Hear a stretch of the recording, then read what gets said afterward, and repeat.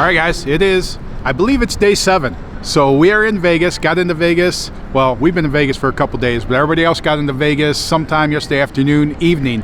So today's NHRA day. So NHRA arranged that all our racers can go there. They've got an area where they can park at, basically hang out the NHRA race, see the racers, and obviously pro qualifying and everything's happening today. Some people have taken off to go to Hoover Dam, get some of that checkpoints out of the way, because we're in this lull period that, hey, we got done in Bakersfield Wednesday night. So from Wednesday night until Sunday morning, you have checkpoints, and however you want to hit them. Some people may have just swung into Vegas and on their way and making their way down if they got people to meet or things that they wanted to do. And that's where, like, this event is a lot more open for the fact that, like I said, Wednesday night to Sunday. So you have Thursday, Friday, Saturday, and you got half a dozen checkpoints tops that you got to accomplish. But other than that, you're on your own accord to follow the route and then go do the stuff that you want to do. Oh, cruising the strip. So one good thing about today is we want to hang out because we want to cruise the strip tonight. So we want to take the Durango out and then get some of the other cars together and cruise the strip. It's not a checkpoint. This is vacation stuff. This is stuff that we're going to go do to have a good time. We are going to work some bugs out with the Durango. That we drove it over here, like, I don't know, 30 miles or whatever to get it here from where we worked on it, got the engine in. That's all good. Yeah, that's it. That's today.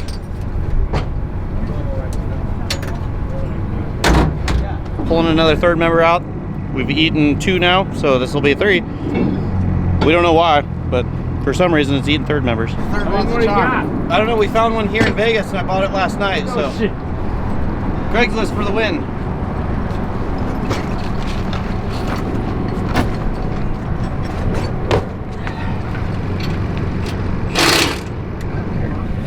Lost one in, I don't know, where did we lose the first one? In Bakersfield. Was it Bakersfield? Yeah, we did it at the hotel just south of Bakersfield. Yeah, and then threw a second one in and it was loose, and we're hoping it's the third member is what's causing the howl. But anytime you lift off the throttle, it howls and it rattles through the entire truck. So we're gonna hook everything up and see if the howl's still there and keep on keeping on. How many spare third members did you bring? None.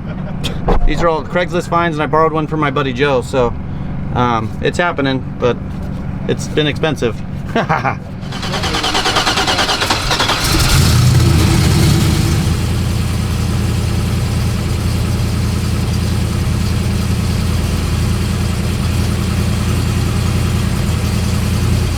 We stayed on the route yesterday. We had to fix the Chevelle. We welded the rear end back together, and that's the Chevelle you're rolling with? Yeah, yep. They're good people, so we didn't want to leave them behind. But you know, we welded it back together. The spider gears broke, and I think we left the hotel around 2 o'clock, and we just stayed on the route. We hit the Eddie's World, got some ice cream, and it was pretty uneventful after that. So on the gauge, reading stabilizers, continue to draw vacuum for 30 seconds to obtain dependent. Okay, I'm not worried about that. Let's move on to the fill part. Close the air inlet valve and monitor gauge reading for 1 to 2 minutes. Slowly open suction valve. The vacuum created in the coolant system will pull into the vacuum system. Well, it sounds worthless to us. Unless if we drain the entire system. But what I don't understand is how's it going to pull suction through an electric water pump? It still got warm. I mean, not hot or anything on the drive, but hotter than it was before with the first engine in. Granted, not a lot of time on it, but we always had a hard time heating it up. So the fact that it got warm last night, we feel like there's got to be an air bubble in the system somewhere, and we're screwing around trying to figure out how to get that out of there. And short of not having enough water to drain the entire cooling system and put a vacuum on it to fill it, we're just working on seeing what we can do to try and get the front end of the truck up to hopefully get any bubbles or anything out of there, see if we can correct the problem. So that's what we're messing with before we head over to NHRA. Is it trying to squirt up? It's like, it's hot. Ow. Yeah. There was the crack in the sleeve that then ended up getting bigger. So we had that going on, and then we really thought that that's what was introducing all the heat into the system, or a lot of the heat into the system. So we thought when we get the new engine and everything would be fine, go back to how it was before, but it's not. So like I said, we're just trying to sort that out and figure out if there's an air pocket or something that's causing that, because we got a lot of radiator and over 3 gallons of water in the system. So it should not, especially last night's 70-degree night, it should have had no reason to even need the fans. It should have stayed cool the whole time. So did not. So we're going to try and sort that out, see if we can make it better. My shit box is running like a Swiss watch right now. I don't know why. I don't even want to speak about it. But I had my issues. I mean, I had the distributor out of it. I had the carb off of it. I had to redo my front bearings, but everything from, this is an O'Reilly's and everything's $15 for the most part. On the outs, the little stuff, but no, it's been self-healing. That's it left burning oil, and 1,400 miles in, it's using less oil. It's healing itself. I don't really know how or why, but I guess maybe we're breaking the rings in on this trip. That's as far as that's the only thing I can see. And my other issue is I don't have heat. The truck won't run more than 160 degrees. The fans have only come on twice. I guess because I have such a small motor, I guess. I don't know how much I want to tease. I push my limits on teasing the other guys about how cool it runs.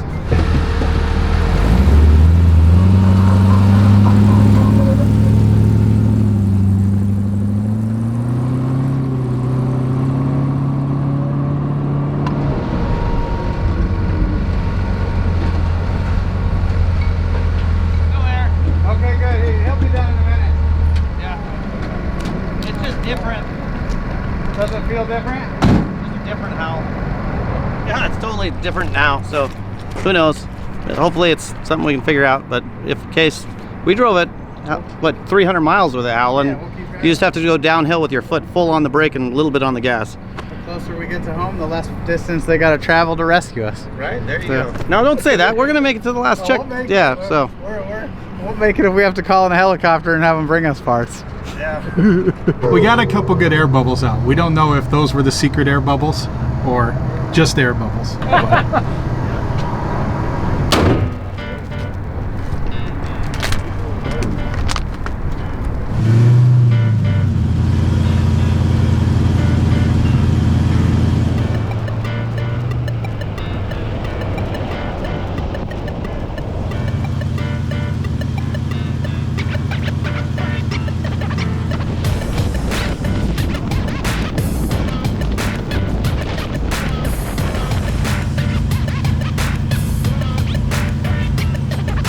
It's doing better. Still getting hotter than what we think it should get, but...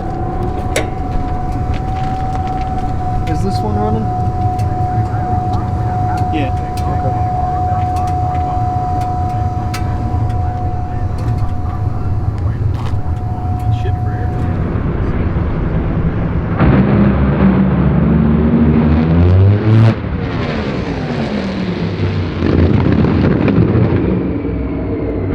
Alright, so we're at the NHRA race, so we got the park all as a group over in the corner, come in the back gate. Just watching racing. It's protesting round right now, so gonna check that out and then stay here for a little bit and then we'll go find something else to do.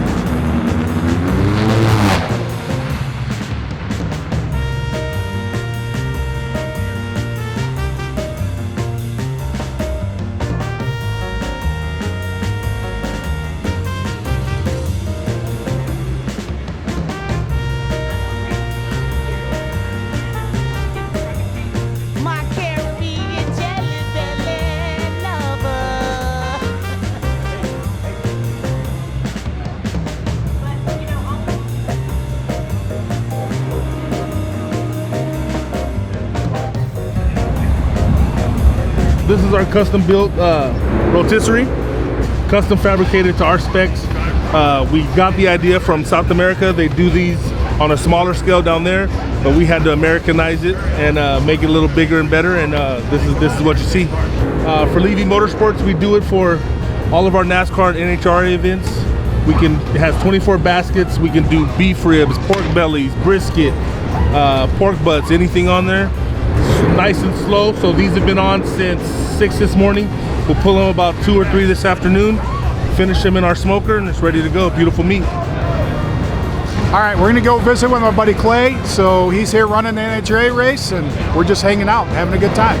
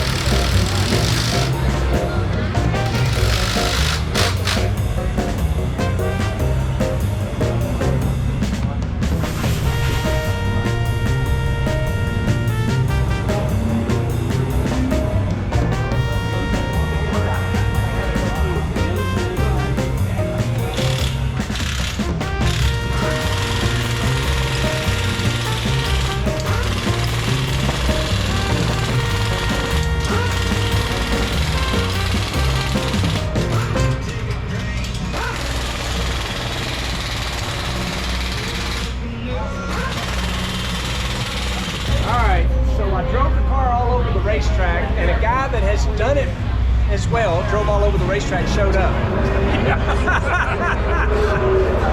So what in the world? I know, but tell everybody what y'all been doing this week. So Death Week. So we've been driving a 2,000-mile journey.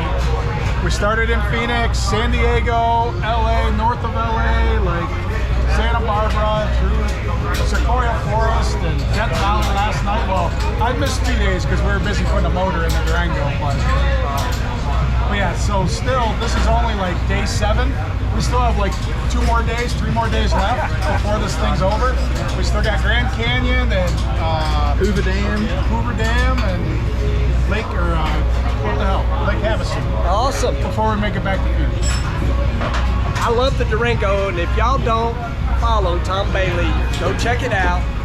If you're an NHRA person following me, you got to follow his channel as well, because he does a lot of really cool stuff, a lot of drag and drive stuff, and he is the owner, founder, the big kahuna of all the Sick Week stuff. And I'm gonna tell y'all, if you do follow the channel, and if you don't, go follow it. The first thing I said when I see this guy is, he's a grumpy old man. But you're a dang good car builder, brother. Thank you very much. Thank you. Did you whisper in my ear, Aiden makes you grumpy? He does. Sometimes he does, but it's okay. We get past that. Yeah, I know. And y'all get it done and under some crazy deadlines. Yeah, Tom likes to do everything last minute, so we're under the gun a little bit. Probably every project is under the gun, but we get through it. Right, you get to go do some cool stuff. This is an incredible journey, and I guess if I didn't work for him, I wouldn't be on this journey.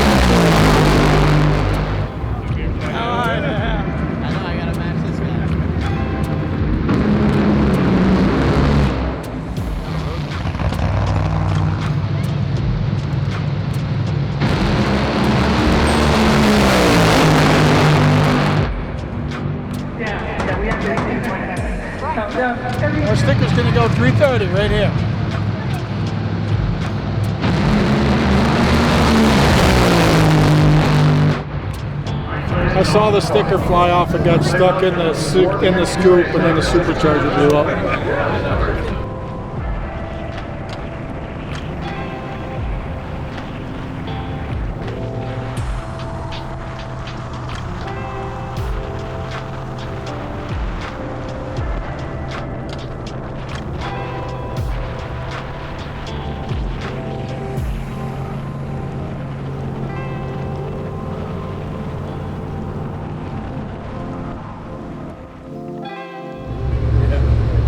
This is the first time I've cleaned it on the trip. Drove it all the way from Minnesota. All right, we just got back from the NHRA, or came from the NHRA stuff, and so we're meeting up here. We're going to do a cruise down the Las Vegas Boulevard, the Strip, with a bunch of us cars, and just have a good time.